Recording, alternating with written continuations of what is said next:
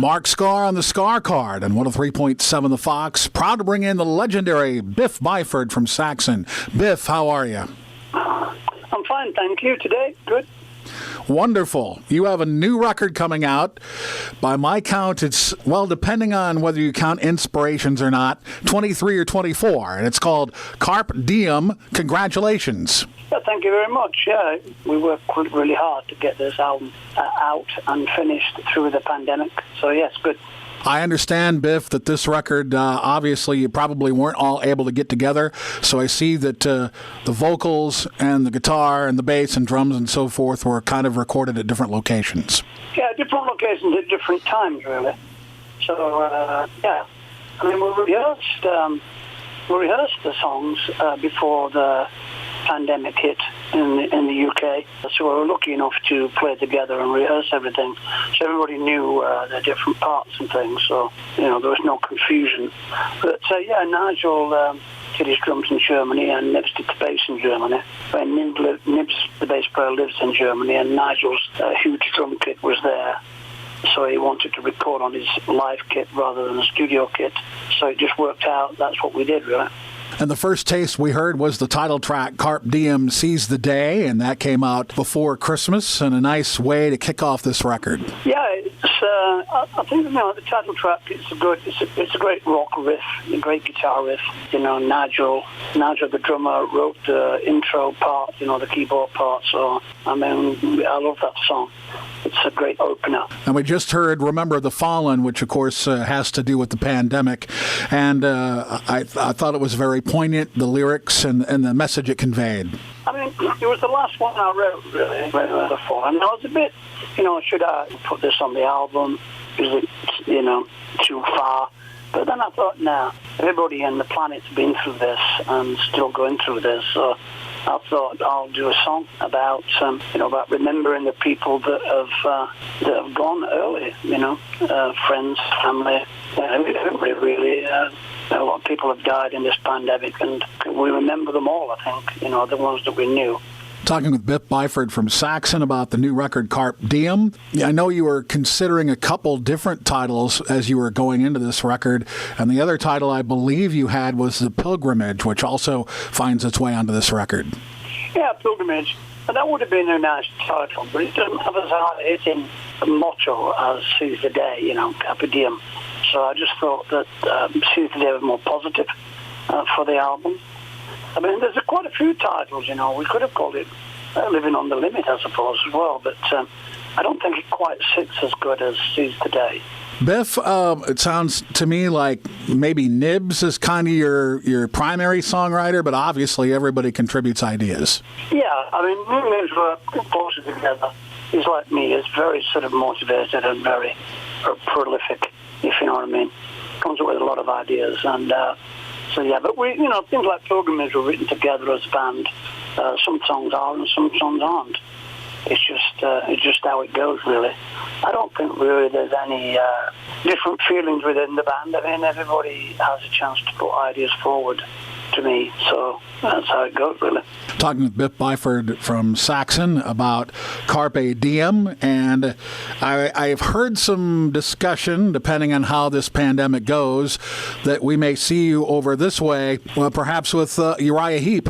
Yeah, I think that was is on the cards, but I don't know if we're going to get over in April or not, because I think America's still pretty much hard in the pandemic at the moment. I think things are getting better, but there's still a lot out there anyway. It's a much bigger place, America. It's a lot harder to contain there, I think, than it is in the UK. I wanted to just briefly mention a few things that have happened since the last Saxon record. You were able to do a solo record, School of Hard Knocks, and there's some familiar things on there, but you were kind of able to do some experimenting on that and on the Heavy Water record with your son, too. Those are both great releases. Yeah, both my solo album and Heavy Water, I do love those albums. And the Heavy Water album is great because it gives me and Seb, my son, an outlet to write the sort of music that we like, that sort of more bluesy orientated riffing, which he writes a lot of that stuff,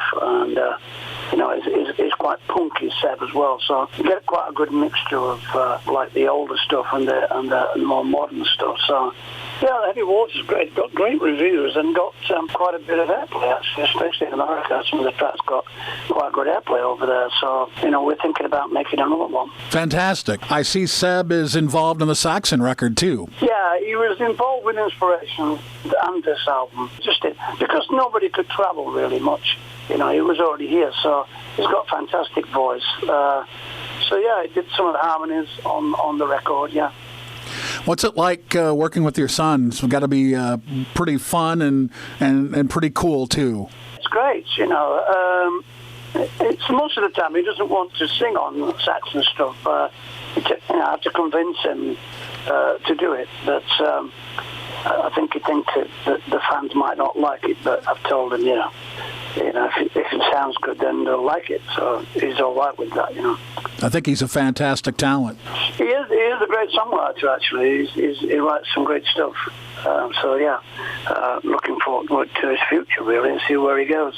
Talking to Biff from Saxon. Biff, tell me, you've been going since the late 70s. It's remarkable, and my hat is off to you. Do you ever look back and go, wow, we've just gone out and done what we want to do, and we've stuck to our guns, and we have integrity? Yeah, I think it's a good feeling. I don't think you actually ever really think that. Because obviously you've lived through it, so your legacy is obviously what is important to the band and to the fans of the band. But I don't think you actually look back and go, wow. I mean, I haven't done that yet because I haven't finished. So maybe when we make our last album, maybe I'll think that. I don't know. Tell me what influences you from a lyrical standpoint, because I hope that you don't ever have writer's block, but if you have, you've obviously worked through it. Yeah, I think everybody gets writer's block. I think when I write albums, I sit down to write the lyrics, and I don't stop until I've basically written them all.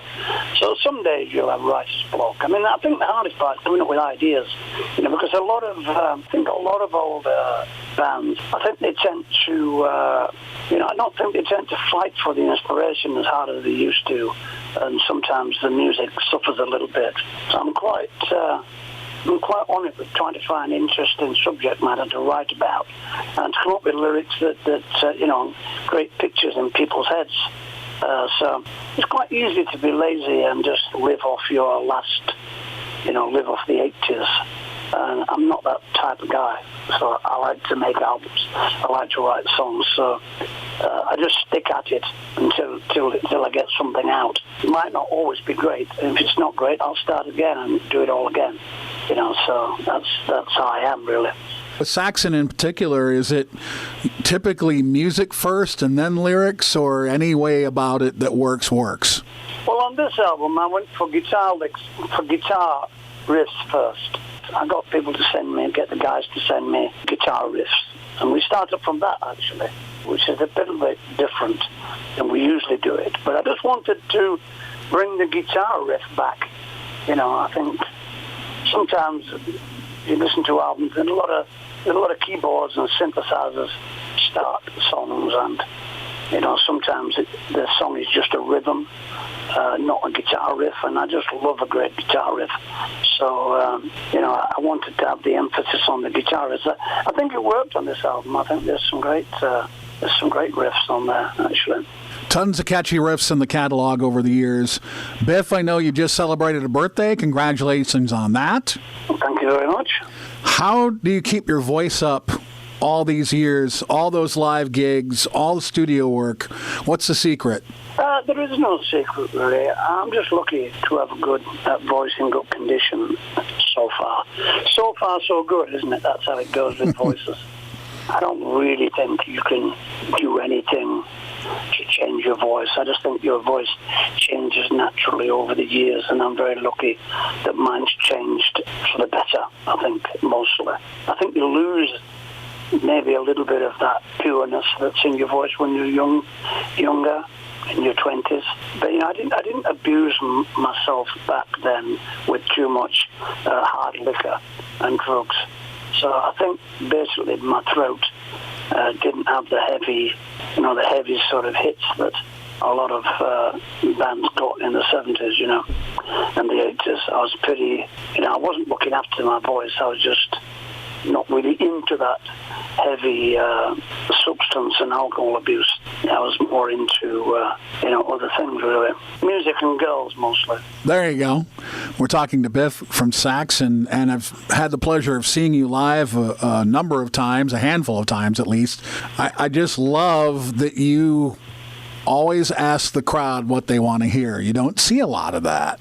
No, you don't see a lot of that. Now, I've got to hand it to the boys in the band. I mean, they're really on it with some of these old songs. I'll ask people what they want to hear, and if we can play it, we'll play it. I always turn around and ask the band, and it keeps people on edge. It brings back in that nervous energy, and I quite like that. It goes back to when you were a young musician, that sort of nervous energy. So I like to do that. I think the audience love it because it's a special thing that happens on that night, So, excluding the new record, because a lot of people like to say, "What's my favorite record?" It's the new one. Excluding that, if I had to put you on the spot and say the Saxon catalog, and you can pick more than one if you want, but when you look back, what's a favorite? I like Denim and Leather a lot. I think it's from that period where we were probably in UK and Europe, probably at our peak with the band's popularity. I just think that's a great album. We wrote it and very quickly, recorded it very quickly, and just have good memories about that album, really.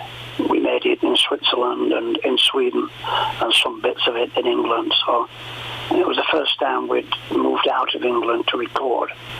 It was a great thing doing Denim and Leather. And we got the audience involved as well.